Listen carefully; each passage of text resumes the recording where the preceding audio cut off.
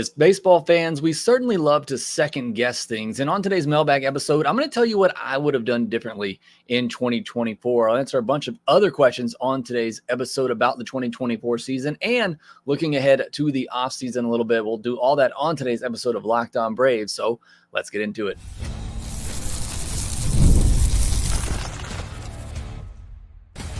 You are Locked On Braves, your daily Atlanta Braves podcast. Part of the Locked On Podcast Network, your team every day. Hey, welcome back to Locked On Braves, part of Locked On Sports Atlanta, where we cover your favorite Atlanta sports teams each and every day. I'm your host, Jake Mastriani. You can follow me on social media at ShortstopBall. Check out the podcast there at LockedOn_Braves. Send in any questions, comments, or feedback that you have for the podcast, and maybe they'll get answered on an episode like today's episode, which is our weekly Mailbag podcast. Subscribe to us on YouTube if you're new. Hit that thumbs up button. Leave me a comment down below. Almost 200 comments on our last video. Thank you so much for that. It does help out the show a ton, and I appreciate all the support that you give me here at Locked On Braves. This is our Mailbag episode, so we got a bunch of questions to get to, over 20. I don't know that I'll get to all of them on today's episode, but we're going to be talking about what we would have done differently in 2024, but we'll also look ahead a little bit to the offseason as well, as we got a big offseason coming your way here for the Braves and here on Locked On Braves. But this episode of Locked On Braves is brought to you by Booking.com. Booking. Yeah, the right state can make you a fan of any city, even your baseball rivals. Book today on Booking.com, the official accommodation partner of Major League Baseball. Get the Booking.com app today. Like I said, we had a ton of questions sent in. Over 20. Last count I looked, we were about 25 questions sent in. I'm going to start the ones that actually did what I asked and sent in questions about 2024. Although we got a lot of time this offseason to discuss what the Braves might do. We will get into all of that. But I did want to just get your final questions about the 2024 season. So we'll start out with some of those. First one comes from E. Peterson, who says, out of all the things we did or did not do this season, would you change anything, and what would you change? As far as moves go, I don't know that there's any move that I would have made differently, or a move that I wish that they did make that they didn't make. The only thing that really comes to mind is the trade deadline and the move for Jorge Soler. And I talked about it at the time when the move was made. It just didn't make a lot of sense to me. It didn't quite fit the type of bat that I thought this lineup needed this year. And look, Soler was not bad. An 849 OPS, a 250 isolated power, 356 on base, 135 FWAR. He ultimately delivered offensively, although I think you can say a lot of that damage came in a series in Colorado where he did a lot of that work. But he did get better in September and towards the end of the season, and he started to deliver on some of that offense that you needed. I just didn't think it was a perfect fit for what this version of the team needed with all the injuries. And look, that move was made before Austin Riley got hurt, but still, I just didn't think it was a great fit with what they needed on the field. Obviously, a great personality from all I can tell, and a great guy in the clubhouse, and was a great fit there. But I just thought for what this version of this Braves team needed, it was not another guy who strikes out 25% of the time and doesn't have a ton of speed and is a liability on defense. I just did not think that was the perfect fit. And it wasn't just that. It's this issue it creates going forward now, where you basically got two DHs on your team because you're picking up the Ozuna contract, which means you're going to have him in the outfield again in 2025, assuming nothing happens and he doesn't get moved, which we'll talk about that a lot in the offseason. It's now got this weird dynamic in the outfield, and you're paying Soler pretty good money. So again, that's the one move that it didn't make sense to me when it happened. And again, you still got some good offensive production, but overall, it didn't make a lot of sense to me. So I probably wouldn't have done that deal. And I maybe would have looked to make some smaller upgrades somewhere else that weren't as expensive and gave this offense a little bit more of what it needed. Was, they did need the high on base, which you got from Soler, but they also needed somebody put the ball in play, hit for average, and give you a little bit more speed. As far as team adjustments, what would I have done differently? I would have tried something different offensively. Again, if everybody's healthy, like they were in 2023, you don't have to worry about playing small ball. You don't have to worry about stealing bases. You don't have to worry about going first to third. You got everybody in that lineup healthy and playing like they're capable of. You don't have to worry about those things. That was not the case this year. You had all those injuries. You had a bunch of players who had regressed, especially early in the season. You had to shake things up, and I just never felt like that happened. I never felt like there was a change in approach offensively, and they did have a lot more sacrifice bunts this year, more than they've had in a long time, but I still just didn't feel like there was enough of an approach on trying to score in different ways. And I get it, your lineup kind of limits what you can do. If you don't have a lot of high contact guys, you don't have a lot of speed, that really limits you as far as what you can do.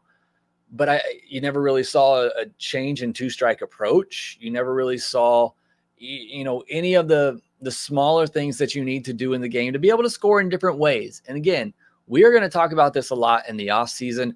Home runs are still the most efficient and best ways to score.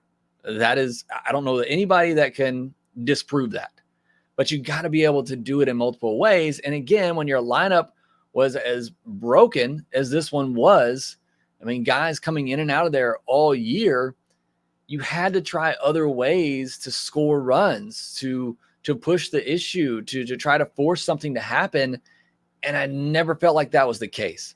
So those are the two things for me. I wouldn't have done the Soler trade. It just didn't make sense.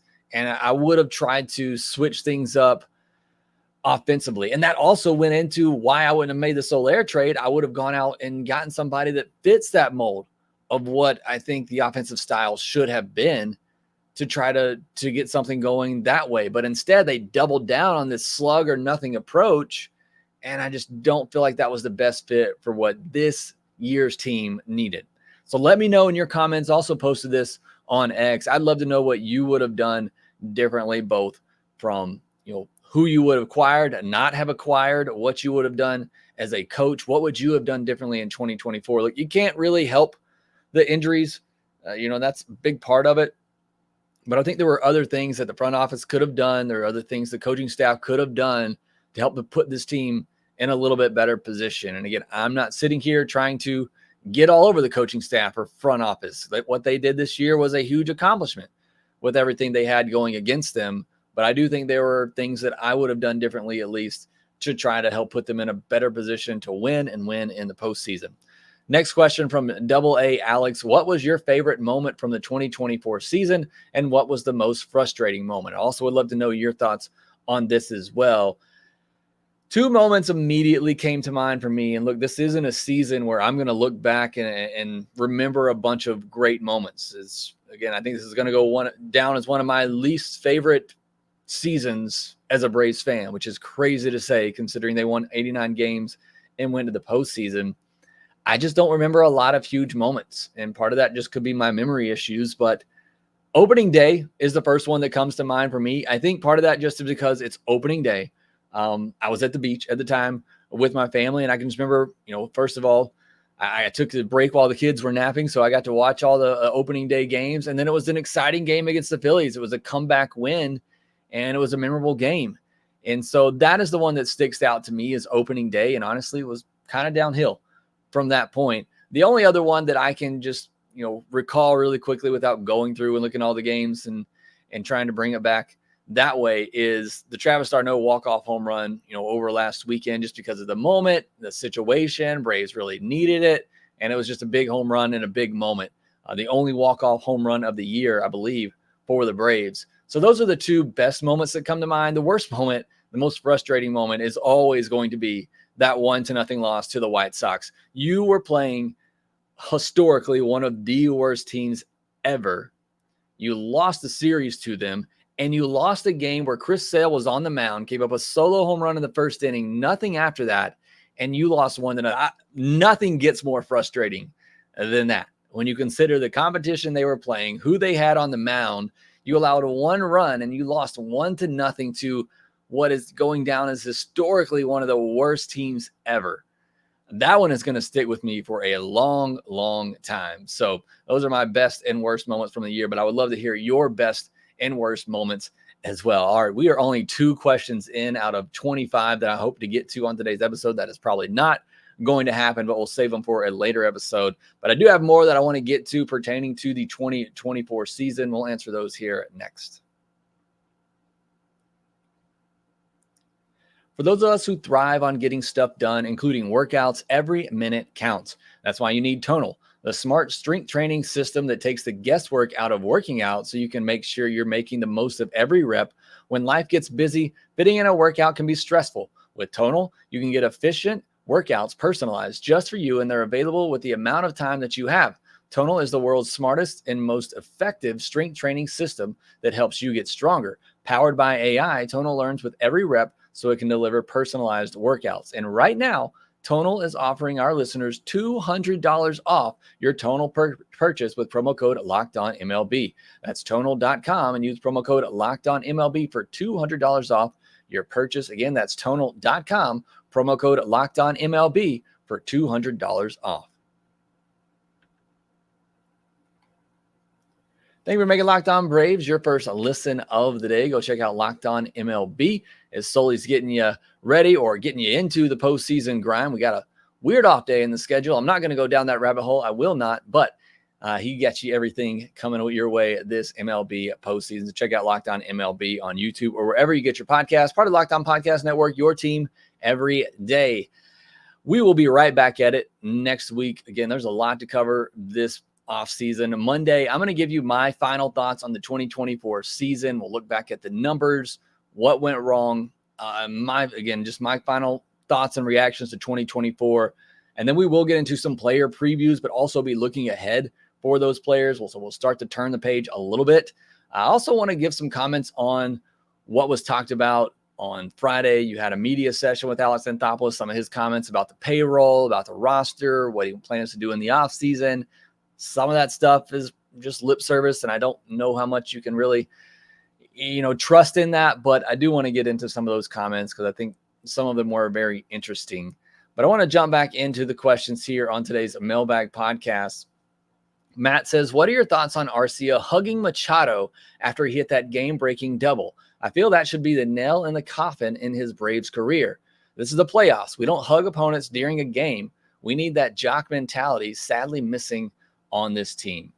So this is something that's been going around a lot after the game. I didn't see it during the game. It wasn't until after the game I saw it on some posts on social media that after Manny Machado got that big double in the second inning of game 2, that Orlando Arcia went up to him and gave him a hug, just a brief side hug. I don't know how much you can really look into hugs to see what the intent was. I don't know.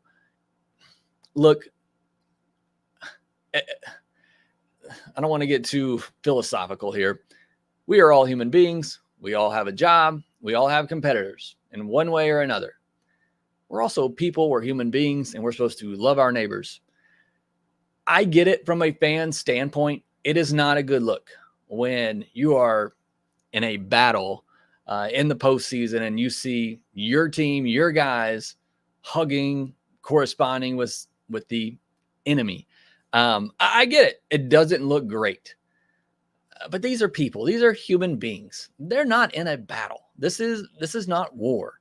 It is not that. If they want to say hello to a friend during a pause in the game, let it be. Now, again, as a fan, and that's just kind of my take on the situation as a whole, but as a fan, I don't love it in the moment. You want to do that stuff. I think after the game, it's great. After the game, you want to get together, with your other team, your friend, whatever the case may be. That's certainly fine. It doesn't look great in the game. And it, certainly doesn't sit well when you're a fan of a team and you're losing. I think sometimes, though, we have to step back for a minute and realize we are not at war. This is not a true battle. These are human beings playing this game. And would you love to see some more attitude of, just being angry at the other team and angry at the other side? Yeah, I think as a fan, maybe you would. Does it mean anything? Does it result in more wins? Does it result in better play? Can you prove that? Do you have analytics to show that? I don't think you do. And the question, refers to Jock and kind of that mentality. I don't remember Jock yelling at the other team or or anything like that. I remember him pumping his own team up, and we certainly probably could use some more of that. But Jock seems to be one of the most friendliest guys in the game. So I don't think that sentiment really plays here. So again, it doesn't really bother me one way or the other. Again, I can do without seeing it during a game, certainly. But I think we all have to remember these are human beings. We are not actually at war with anyone out there. You can act cordial, you can be friendly, and also still want to beat the other guy. So again, I think that's just a personal thing. It's going to rub some people the wrong way more than it will others. I don't think it's a fireable offense. Now, I do think the Braves need to replace Orlando RC in the offseason, but not because of this and not because of what happened last postseason. But to me, it wasn't a big deal. I can understand maybe if it was to you. Tyrus, one valid criticism of this year's team was the lack of viable call-up options to replace injured batters. Do you think the Braves will make any moves to replenish the farm? If so, who could be on the move? Let's remember now, the past couple of years, you had Michael Harris, who came up to help the team. You had Vaughn Grissom, who came up to help the team. This year, they tried Nacho Alvarez, but he just clearly wasn't ready. I'm not saying your point is not valid here. There is certainly a lack of talent coming up through the farm system to help you replace injured players. How do you do that, though, in the offseason? Typically, you're not going to trade for those pieces unless you're giving up something at the major league level or you're giving up something that you have depth from, which the Braves do have depth in pitching. And maybe you trade a pitching prospect for a hitting prospect to give you some depth that way. You just don't usually see those trades happen. I think what the Braves need to do is, while they are building up that farm system and trying to do that now, and a lot of that coming through the international wave, and that's the best way, I think, for the Braves with how they handle things to develop, offensive talents and players is through the international market. Clearly, the draft, they have focused on getting pitching, and I still think that is the best strategy because you need arms coming through, and they've done that. But it has limited them to what they have offensively, and when you do have injuries and guys going out like this, there's not somebody to step up. And I don't think that's the case for a lot of teams. Maybe the Orioles, who just, obviously went through years of losing and they stocked that farm system to get to that point. But there's just not a lot of teams that really have that. Maybe the Rays are another team as well that come to mind, but those are teams that just consistently, at least in the case of Rays and the Orioles for the past 5 years, who have, drafted and developed position players really well. And the Braves have spent a lot of their focus on pitching. But what I was getting to is that I think it's more about finding veteran backups that you can get for situations like that. Getting somebody like a Gio Urshela and having them from the start. Getting somebody like a Whit Merrifield. It's hard in the offseason, especially if those guys are free agents, to convince them to come in, sit on the bench in case of an injury. Guys don't want to sign up for that. But if you could trade for a veteran like I think Isaiah Falefa may still be under arbitration. I'm not sure. But trading for somebody like that is, a fringe utility type of player, veteran player, has had some starting experience, getting somebody like that and having them on your bench in case of situations like an injury, I think is really the route to go. It's just hard to do that if everybody on the Braves is healthy, they're going to play every day. And it's hard to convince players who are in free agency to sign up for sitting on the bench just in case of a scenario.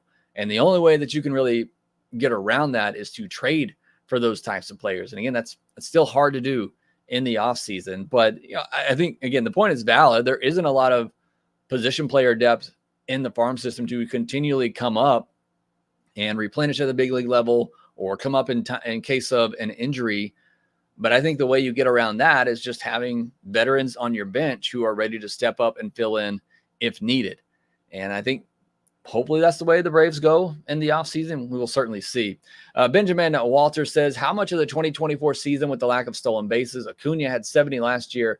Did that affect pitches that batters 2 through 4 saw? Fastball is the easiest pitch to throw runners out on, and also the easiest for most hitters to hit. I think that missing speed killed the offense. Missing speed certainly killed the offense. Again, especially when those home runs weren't coming, not having other ways to score certainly hurt this offense. And just the inability to do that. We talked about it on yesterday's episode, the inability for Michael Harris, whether it was due to that hamstring injury or not. There just wasn't a lot of speed in this lineup. But I think you bring up a good point that we didn't talk about a lot this year. We talked about the loss of Acuna and what his bat means and what his speed means.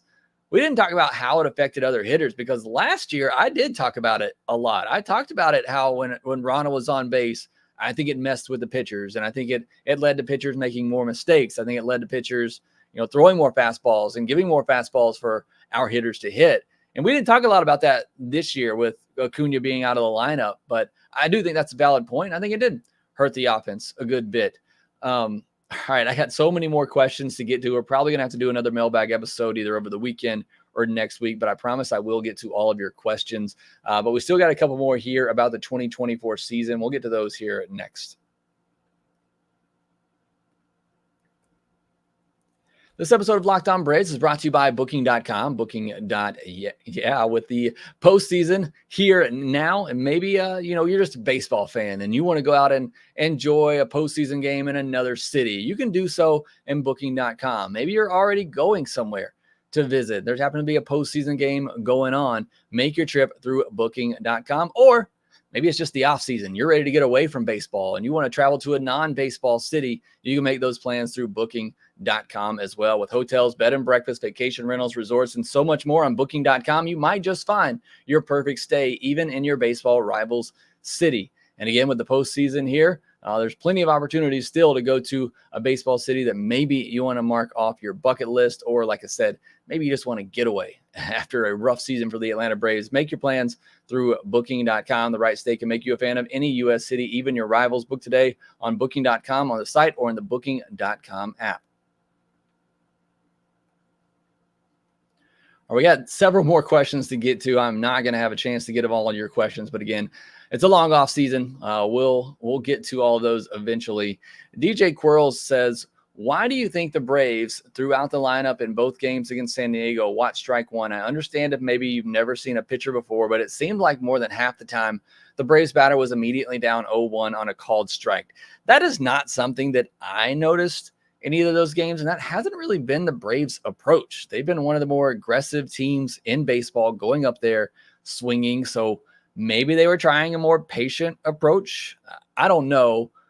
Let me know in the comment section if you noticed that as well. I certainly haven't had the chance to go back to look at every at bat and see how many started off with a called strike, but that has not been the Braves' philosophy. So I tend to think that's just somewhat coincidental. Big Country, are the Braves missing players that perform in the clutch, whether situationally or in general, or has the last three playoffs just been a product of coincidence, poorly timed injuries, bad matchups, homer hitting team in San Diego? I think it's all of that. I'm not trying to sit on the fence here with this answer. I think it's all of that. I think the last 2 years, the Phillies were the last team that you wanted to play in the NLDS. Now, look, I'm never going to shy away from a challenge, and the Braves were good enough to beat those Phillies teams if they played their brand of baseball. But the Phillies were also the team that I think matched up the best with the Braves the last 2 years, and that's who the Braves had to face. And this year, I talked about it a lot, I think the Padres are the most well-rounded team in the postseason. I think they got a good chance of winning it all. Depending on the health of Joe Musgrove might be something that plays into that. And I think that, that's who the Braves had to face in a short series. And look, you got to beat good teams. And I said this on the last postcast I had with Grant when we kind of discussed this. You have to beat good teams in the postseason. But the Braves have also faced the worst possible matchups in their last three postseason runs. Again, that's not an excuse. They should still be able to beat those teams. But you'd much rather have an easier path. I would have much rather face the Brewers than I would the Padres in the wild card series. But that's not the way that it worked out. I'd have much rather face the Diamondbacks in the NLDS last year than I would the Phillies, but that's just not the way that it worked out. And again, you got to be able to beat good teams in the postseason. That's not an excuse, but I do think they got the worst possible matchups for them in the first round each of the last 3 years. The clutch situation, I think that is part of this offensive philosophy that the Braves have. And when you're facing the best pitchers every day and pitchers who aren't going to give up a ton of home runs, and home runs are what you count on. Again, it's the same discussion we've had all year long. And it's not This isn't always going to show up over 162 when everybody's healthy and you're facing 3 and 4 and 5 starters a lot of the times. It's not going to show up, but you get into a short series in a postseason, and I think the delay certainly hurts some of that the last 2 years. But this year was just, injuries. They just didn't have the lineup to overcompensate all of that.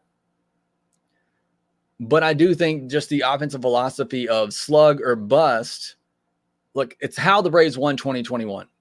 Don't get me wrong. They won in 2021 because they hit a ton of home runs and they hit a ton of timely home runs. But having that philosophy only is not a consistent strategy for winning in the postseason. In my mind, and what we see, look at what the Tigers and Royals did on the other side. Those are not great offenses. They are not powerful offenses. And again, the small sample size in a wild card series, but they were able to score runs and manufacture runs to win ball games. The Royals won a game 1-0 because a batter got on, he stole second, and Bobby Witt snuck a ball through the infield and he scored it. They won 1-0. And so there has to be this, again, and we've talked about it a lot, especially going back to the podcast after Chipper's comments, there has to be balance in your lineup. It cannot be all built around one thing when it comes to the postseason. Again, you can get away with it over 162 if everybody's healthy. You cannot get away with it in a small series where you're facing great arms every time. I mean, you're facing a Zach Wheeler, an Aaron Nola, you're facing a Michael King, you're facing a Joe Musgrove, you're facing the best pitchers. You cannot rely on having on being able to hit 2 or 3 home runs a game to win. And so I think it's that philosophy that really hurts the Braves come postseason time. And again, if you can get hot and you can get those home runs, and maybe you do get some matchups, you go back to 2021 again. The Braves faced that Brewers team in the first round. That Brewers team was built on great pitching, and they lost that first game. They had to come back, but they got some timely home runs. And so again, home runs are still the best and most efficient way to score. Again, I'm going to die on that hill, but there has to be more well-rounded. You have to be able to do it in different ways. And again, I think when your lineup is mostly built on just hitting home runs, yeah, if you get hot in the postseason and you get some good matchups, you can get on a run like that, and you can win a World Series. You certainly can. The Braves have done it, but I think it also leads to some inconsistent offense and inconsistent play in the postseason, like we've seen the last 2 and 3 years now. Ecuador, and last question here, says, hey, Jake, you think if the Braves had tried to get a better shortstop than Arcia before the season started, the outcome might have been different? Who would they have gotten before the season? I know we did a lot of podcasts, a lot of conversations about this in the offseason. I don't know who they could have gotten. I mean, Willy Adames was the name we talked about a lot in the offseason. Clearly, the Brewers weren't trading him, and they ended up, needing him for their postseason run. I don't know who they could have gotten, what they could have done differently, other than making a big trade. And, that just wasn't going to happen. Bo Bichette, I guess, is maybe one. And then I just feel like we shouldn't be putting this entire season on Orlando Arcia. I know we talked about, or I mentioned earlier that I want to talk about some of the comments from Alex Anthopoulos on Friday. And one thing he said that I think all Braves fans need to remember is that Arcia is supposed to be there to play good defense and bat ninth. I feel like we're putting too much of the onus on Orlando Arcia's offensive struggles this year for why this team failed. And I feel like that's unfair. Look, was Arcia good? No, he certainly was not. But did he do mostly what he's been brought in to do? I think so. I think he played a really good defense, above average defense. And it was well below average offense, certainly. Still almost hit 20 home runs. So again, I just feel like Arcia was asked to do a lot more than he should have had to do this year. As Alex Anthopoulos said, sometimes we batted him 5th this year. He should not have been asked to do that. This season is not on Orlando Arcia. Would having a better shortstop help them win some games? Yeah, certainly. But I feel like it's very unfair of us to put this season on Orlando Arcia. Now, I've already said I think the Braves need to look to upgrade shortstop in the offseason. I think that's certainly one area where they can make an upgrade. But I don't think the 2024 season needs to be put on Orlando Arcia because of his struggles offensively. I think for the most part, he did what you want him to do, and that's play good defense, and with the Braves philosophy that they have, hit 15 to 20 home runs. And that's what he did. So again, I feel like it's very unfair to put this season on Orlando Arcia. Would I love to have a better shortstop and somebody that is going to be an all-star caliber shortstop? Yeah, that would have been great, and it certainly would have helped.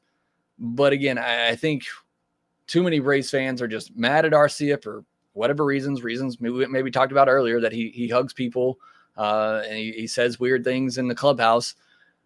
But the season is not on Orlando Arcia. This season is on injuries, and it's on an inability to change style offensively, in my opinion.